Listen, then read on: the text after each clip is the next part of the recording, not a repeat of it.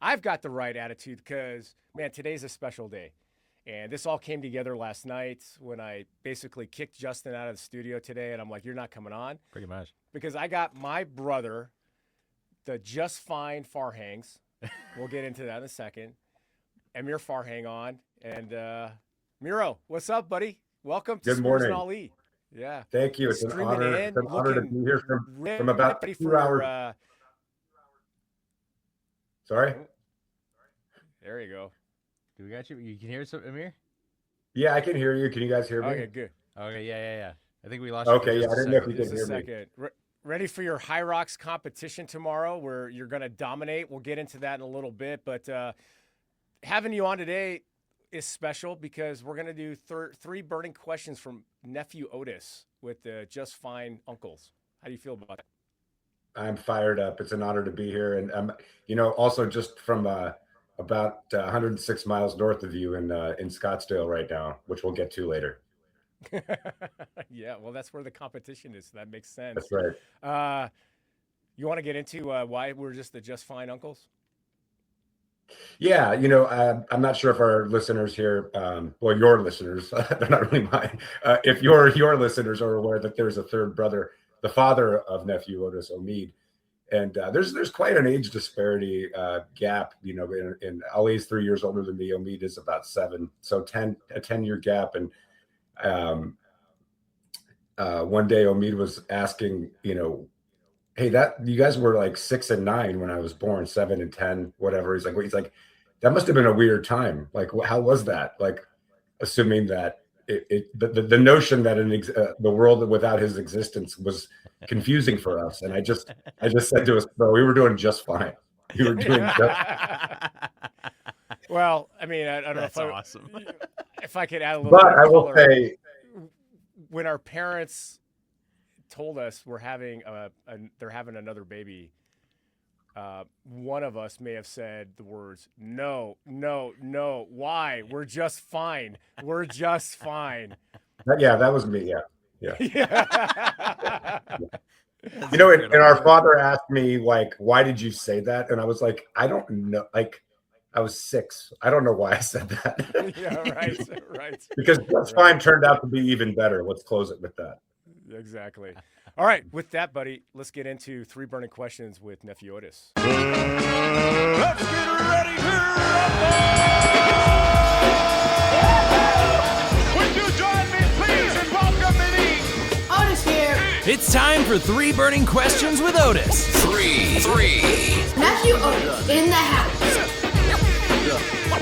And I don't know football. Otis here, back with 3 burning questions. A little too early for the Super Bowl. Let's go. Woo! Question 1. This week, we found out that Bill Belichick won't be a first ballot Hall of Famer. The internet went crazy, and his ex-players had his back. Which makes you wonder, is this a good thing for his legacy? Man, nephew Otis always brings the fantastic fire questions. The floor is yours, Amir, as the special guest.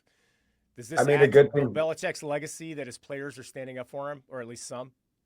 Absolutely. I mean, arguably the greatest coach of our time, and if not all time, has a fantastic run. And I think obviously there was something not right in his relationship between him and the NFL, or in some way, shape, or form. But look, at the end of the day, who actually performs for the coach is the players. If the players have your back, then that is probably the most positive indictment of his legacy.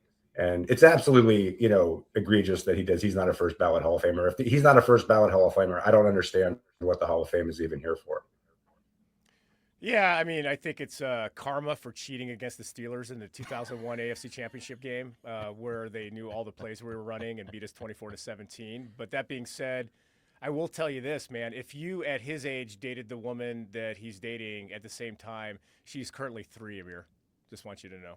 But this has nothing to do with the years that he coached in the National Football League at all. Who he's dating now, what he's doing now has nothing to do. That doesn't look. If everything happens in an NFL player's life after they play as part of the resume, then we don't have a Hall of Fame at all. That's true. That's true. I wanted to say that because it was funny. I know it has nothing. It's totally irrelevant. Yeah, I mean, despite the fact that he's got a losing record without Tom Brady, the guy is a 6-time Super Bowl championship coach. And if that's not a first ballot Hall of Famer, then like Amir said, then what is the Hall of Fame? And really what it comes down to is pettiness. There are voters out there that didn't vote for him because out of just jealousy and pettiness. And I'm with you, man. As much as I hate the Patriots and I like to say that he has a losing record without Tom Brady, the guy's a Hall of Fame coach. Let's go to question 2. Question 2. Okay, it's the plot of Space Jam, but the fate of the Earth is in the hands of the Arizona Wildcats. Which all-time starting 5 are you going to pick to defeat the Monstars?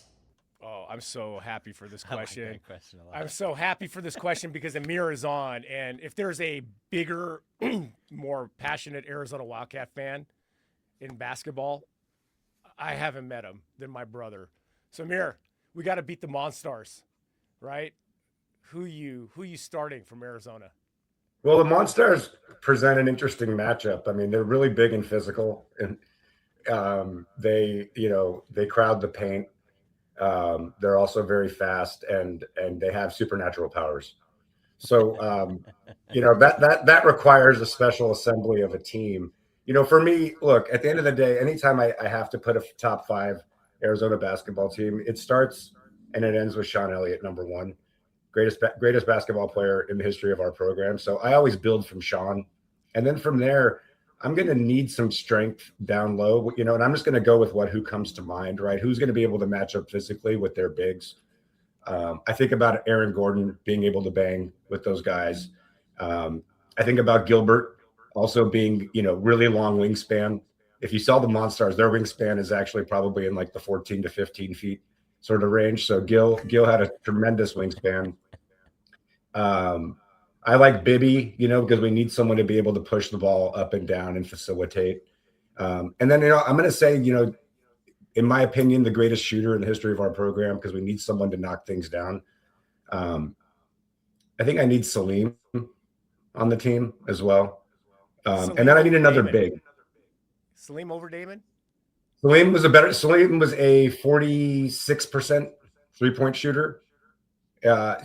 Salim had a better shot. I think Damon was an overall better player, made the team better, facilitated, and did things like that. But you needed a shot. Salim, to me, I take Salim. Look, this is all top of the cuff.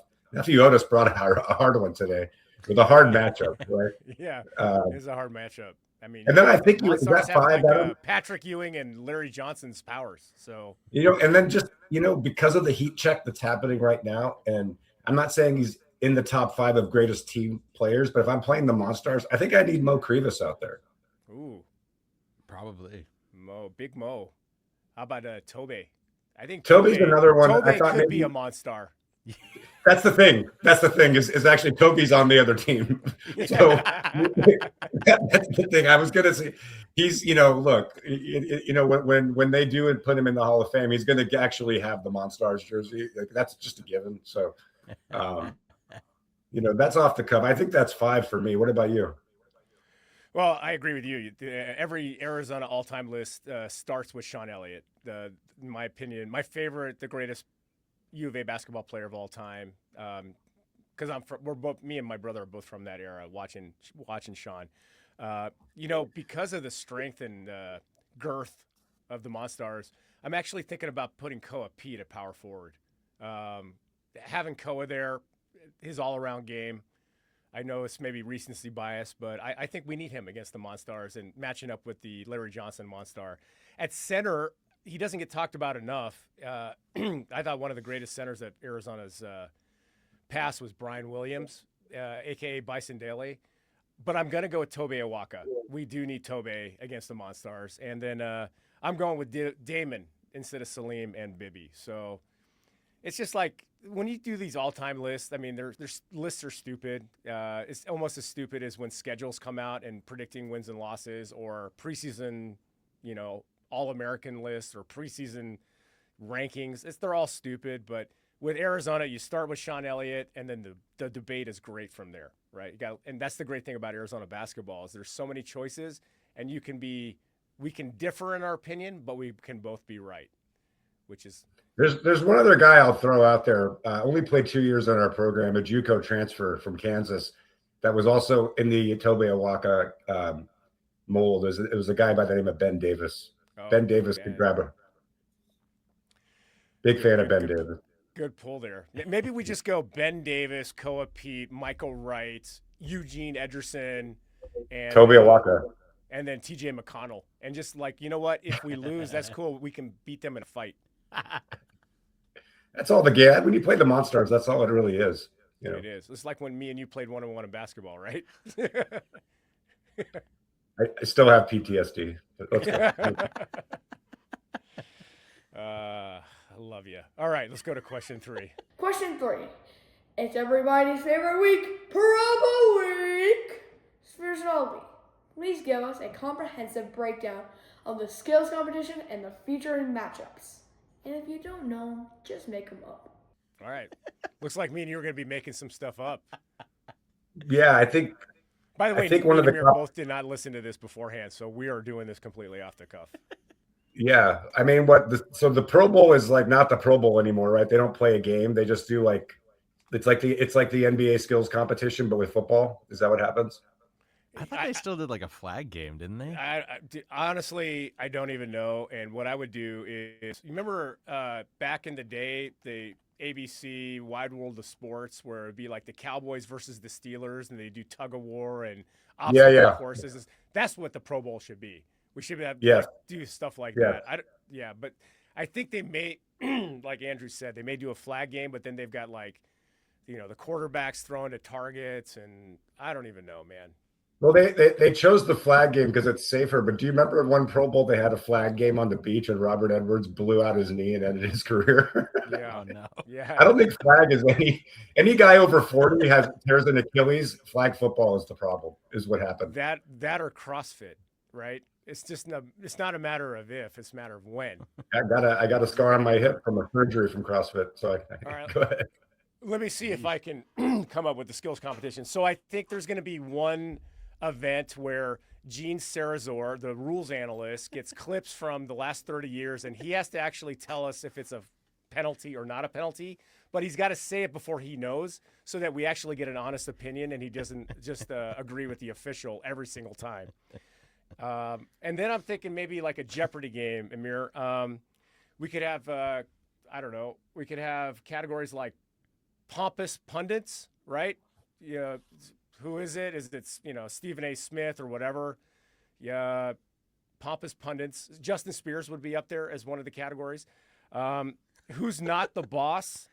Who's the next coach to get fired in the NFL in the 2026 season? Taunting or celebration? I still don't know the difference, right? That could be a category. Necessary roughness, going through the last year's sacks on quarterbacks. Is it roughing the passer or not? And, I like that. Yeah. And then third and long. Basically, questions about trying to guess who's well endowed in the NFL. I don't know. Jesus. Those are off the cuff Jeopardy categories. Off the cuff. I mean, if I'm making up a Pro Bowl event, I think I would just, if we're really going to just be absurd, I would just make the Raiders and Jets play a game. For comedic effect? Just no coaches, just out there. No Like coaches. let them, let the quarterbacks, you have to call plays in the huddle. It's just backyard football. Let the two worst teams, the most inept teams in the league, battle it out for like a firehouse sub. For catering. Yeah. Ladies and gentlemen, the 2026 Pro Bowl, led by Kenny Pickett and Justin Fields. It's going to be a barn burner, and they're calling their own plays. Yeah. Power right, power left. It'd be kind of amazing if they were actually good, if they did that. Like they were like, this is actually way better than Chip Kelly calling the plays. It's like, we were texting. I was texting with these guys and you last night, where on my YouTube, I just got this 79 AFC Championship game, Steelers Oilers. Fascinating. Just fascinating. Like Bum Phillips and Chuck Noll just standing there watching the game because the quarterbacks are calling the plays. Nobody with headsets. Field is like concrete. And I'm just like, there's cars parked behind the end zone. Like, who's parking there? That's coach's parking. Coach's Yeah, parking. coach's yeah. parking. All right. Huh. Well, we're going to let Amir handle the fire alarm. And when we come back, we're going to talk some Arizona basketball. And we're going to start with the race, the competition my brother's going to embark on tomorrow in Glendale. I got my my just fine brother, Amir Farhang, on with us. And Amir, thanks for doing 3 burning questions from nephew Otis with me. I think that was a lot of fun. And I'm just curious, man. You're in Glendale right now. You're competing in a high rocks competition.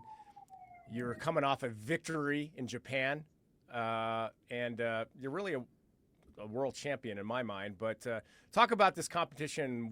What's going to happen tomorrow? Yeah, so High Rocks is sort of a new fitness competition in the mold of like CrossFit Games, Spartan, some of these other things. It's they've kind of turned this the idea of competitive fitness racing into a more accessible thing, less injuries, which is very good. And we started competing in it, and yeah, we had a victory in Japan. And what happened in Japan was we didn't expect to win. We went out, we did our best, and it turned out, obviously we finished on the podium, and we were told we qualified for world championships. And so of course we got fired up. World championships are, I believe, in end of May, June, sometime in June, maybe in Stockholm. And then they were like, oh no, they did a take backsies on us. They were like, sorry, Japan wasn't a qualifying race. Bastards. Yeah, so look, you could cry, you could get upset about it, and you could say, well, the idea that we could qualify for a race like that, we never conceived. My partner and I, a guy by the name of Brian Parker, never conceived that we were going to win a race like that. And the idea that we could qualify for world championships, because we looked at our time, and our time actually would have gotten us a qualification had we been in the pro division, had it been a qualifying race. So we said, let's sign up. And so we moved into the pro division.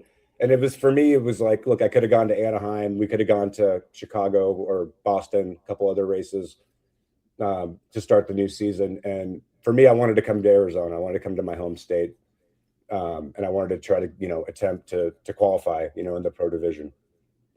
So, like me, a lot of our listeners do not know, and Andrew, what does it feel like to stand at the top of a podium after a competition? It feels exactly how you would actually think. Awesome. These things like these I'm things the greatest. like these things are all very stupid until you win one.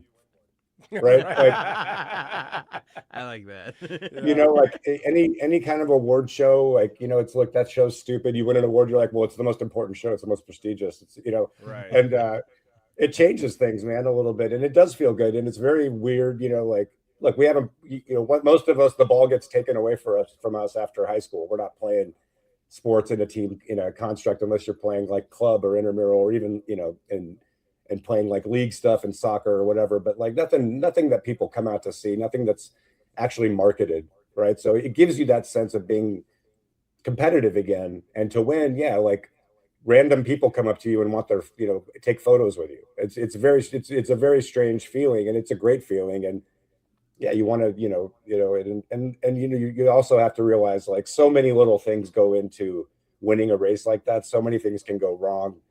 One guy, literally, we won in Japan by, I think it was like 0.12 seconds was the differentiation between us and the other team. And that's as simple as like, just taking, 0.12 seconds. Where can you win and lose that, right? Anywhere, just by like looking to your left if someone yells your name. So getting on the podium is not a feeling that that sucks, to put it bluntly. It's good, and obviously you want to, knowing that you can do that just gives you more incentive to go out and see if you can do it again. Yeah, I get to speak for yourself on the podium there, Ali. I've won, Pokemon battles before. Oh. how dare I? I stand corrected and Yeah. I apologize. Head down to Tucson Games and Gadgets. I'll take you on. Yeah, I just thinking of like, I'm standing there, I got the trophy or the medal, and I'm like, I want to thank my agent, Ollie Farhang, and hats off to my wife Emma. I mean, our family doesn't run without her. Kids, I know you're watching. Go to bed. I don't know. This seems like the stock answer when it goes to how do you feel about winning this award. Yeah. All right, let's turn to Arizona basketball, man. I know passion of both of ours. This is the team that we deserve as Arizona Wildcat basketball fans. Reservations made for Indianapolis in April. We're confident. We're ready. We're not living in our fears. Your thoughts on this 2025-2026 Arizona men's basketball team, Amir? Man, it's just been so much fun to watch these guys. Again, the expectation, the way with the landscape of college basketball now, you don't really know what your team is going to be. You can have 3 5-stars. I was actually thinking about a few years ago when we had Josh Green, Zeke Naji, and Nico Mannion all on one team, and that team, underperformed. And you can get 3 5-stars, and it cannot work out. Look at Rutgers last year, two of the top 3 picks in the draft. I'm not sure they made the tournament. You know what I mean? So.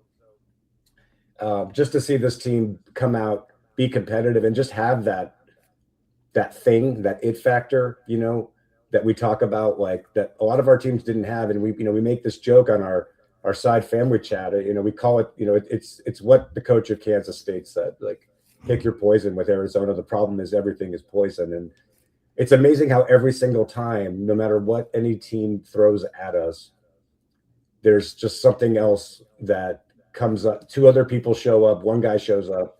The biggest shot of that game against BYU, man, like I know Braden Burry's one, came out, and you look at the stat line, you think Koa Pete didn't have a good game. Koa Pete hit a shot driving to his left at the top of the key with a guy in his face that you would never want your player to take. And he hits that shot. That shot actually, I think, won the game for us, if you really look at it. Yeah, so man, there's pick your poison indeed. And, we were talking to our buddy Saul Bookman on Wednesday, and he said something that he's right about for once. And that is people don't talk enough about what you just alluded to. Like, of our top 8 guys, 4 guys are freshmen. And like you said, 2 of the first 3 picks in the draft last year were from Rutgers. They did not make the tournament. So you never know how that's going to go. Isn't that a testament really to Tommy Lloyd, Jack Murphy, the rest of the coaches, and the culture they've built at Arizona? Absolutely. I mean, they're obviously doing something. I think their way of, I think one thing they've obviously been able to do is evaluate talent. They don't really miss. And even guys that they bring in that maybe, a guy like Anthony Del Orso, right? Like, they've been able to develop him, and he's actually playing the role that he should be playing, and he's out there, he's effective. He's going through a little bit of a slump right now, but he's going to keep shooting. And I guarantee you at some point when we need him, he's going to hit the shot, and he's ready. And I think part of what that coaching is right now is that I can tell you right now, we may not have a lot of confidence in ADO right now, but I tell you who doesn't have confidence in ADO is ADO. That's because of our coaching. Yeah, that's absolutely true.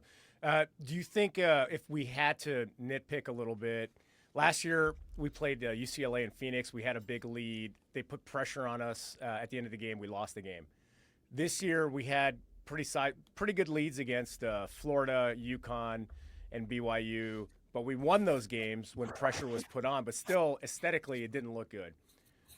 Late game situations, as we talk about March and April and going deep in the tournament and winning the national championship, that's something that Arizona needs to kind of clean up a little bit.